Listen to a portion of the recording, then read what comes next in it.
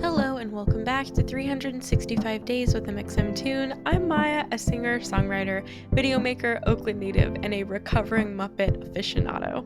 I'm also a huge fan of history. I love untold stories, gross facts, hidden secrets, anything weird, dark, and funky from the past, and each day I'm going to share one of my favorite deep cuts with you. So let's take a look at today's stories. It's 365 with mxmtoon. New facts every day, so don't leave too soon. I'm gonna teach you stuff, no it won't be tough. Gonna go a year till you've had enough. It's 365 mxmtoon. On this day in 2015, Miss Piggy and Kermit the Frog took to Twitter to tell the public that they finally ended their nearly 40-year relationship. Their fictionalized on-again, off-again relationship was a brilliant long-form comedy act, skewering gossip culture and the tropes of public celebrity relationships, while also creating a resonant love story that fans around the world have come to cherish. So, how did it come to an end? Well, let's reverse. The Muppet Show debuted in 1976. The show was a comedy series that ran for 5 seasons from 1976 to 1981. The unifying plot sets Kermit the Frog as a showrunner of a fictional variety show called The Muppet Show. We got to see all the behind the scenes drama as Kermit tries to pull off a weekly show of sketch comedy, musical numbers, and celebrity guests. The show hosted celebrities like Paul Simon, Steve Martin, Liza Minnelli, Julie Andrews, Alice Cooper, and Elton John, all at the height of their star power. Throughout each episode, Kermit runs around frantically trying to keep his celebrity guests happy and keep control of his cast members, who are, of course, very unruly Muppets. Like Animal the drummer, who literally tears up scenery, Fozzie Bear, who's an insecure and very terrible comedian, and of course, the lovable, well, extremely sassy Miss Piggy, the diva of all divas. Miss Piggy is one of the musical acts. She has big dreams and sees herself as a rising superstar and will stop at nothing to get what she wants. When they meet in the show's debut in 1976, it turns out that Kermit is actually exactly what she wants. While it took a few episodes for the love story to develop, Miss Piggy always maintains that it was love at first sight. Problematically, Kermit isn't always on board. Their relationship dynamic generally features Miss Piggy tricking or manipulating Kermit to be her romantic partner, while Kermit hems and haws in the background.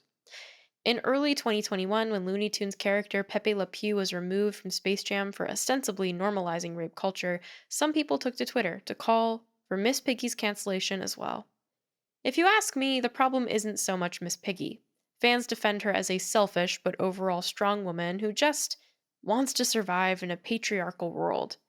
The real issue, some might say, is the writers, who created the stereotyped character of a marriage-obsessed diva who can't control her temper. If you look at the early cast and writers, it's nearly all men. Even the Muppet characters are almost all male, without much representation for different ways to be female identifying.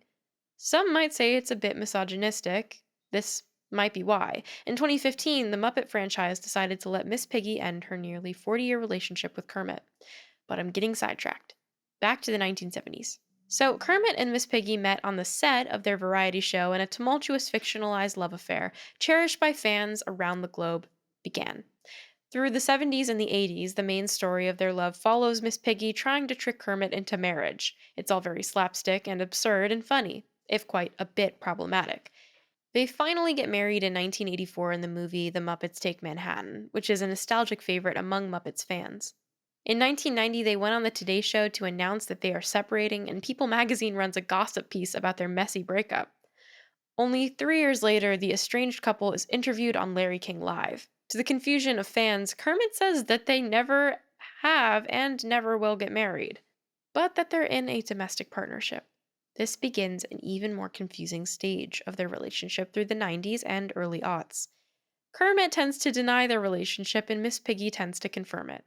Eventually, Kermit starts to say they are married in our hearts. In 2011, The Muppets got a reboot when the movie starring Jason Segel, who is a huge Muppets fan himself, came out in theaters. In this movie, Kermit and Miss Piggy are living their own lives, but by the end of the movie, they come back together in a romantic song, and Kermit almost tells Miss Piggy that he loves her. What a guy. Then, on August 4th, 2015, the official split hit Twitter and rocked fans around the world. The tweet came from Miss Piggy's verified Twitter account and said, "Pardon my terrible Miss Piggy impression for this part. Here is the official statement on Kermit the Frog and Moth's relationship termination. After careful thoughtful consideration, and considerable squabbling, we have made the difficult decision to terminate our relationship. We will continue to work together on television and in all media now known or hereafter devised in perpetuity throughout the universe. However, our personal lives are now distinct and separate, and we will be seeing other people, pigs, frogs, et al. This is our only comment on this private matter, unless we get the right offer. Thank you for understanding." That relationship thus ended as it began, as a good-natured skewering of real-life celebrity relationships, an excellent satire, and yet a fiction the internet almost wants to believe is real. Now, let's talk about music. On August 4th, 1956, Elvis Presley released his rendition of the blues song Hound Dog. It became one of the best-selling songs of all time and is ranked 19 on Rolling Stone's magazine's list of the 500 greatest songs of all time. In 1956, his rendition of the song hit number 1 on the pop, country, and R&B charts. But did you know that this song didn't originate with Elvis? In fact, Hound Dog, which had been recorded over 250 times, was written by Jerry Leiber and Mike Stoller, and originally recorded by Big Mama Thornton, a black rhythm and blues singer and songwriter, whose impact on music really can't be overstated. And yet, because of the racial segregation and disparities at the time, she rarely got the credit she was due for her genius. Her songwriting and performances are now recognized for shaping American popular music as we know it. So today we celebrate an iconic song and 2 of the most iconic music legends who performed it. And now, for today's final segment, I'll be going back into my own photo archives to see what I was up to on an August 4th in my life.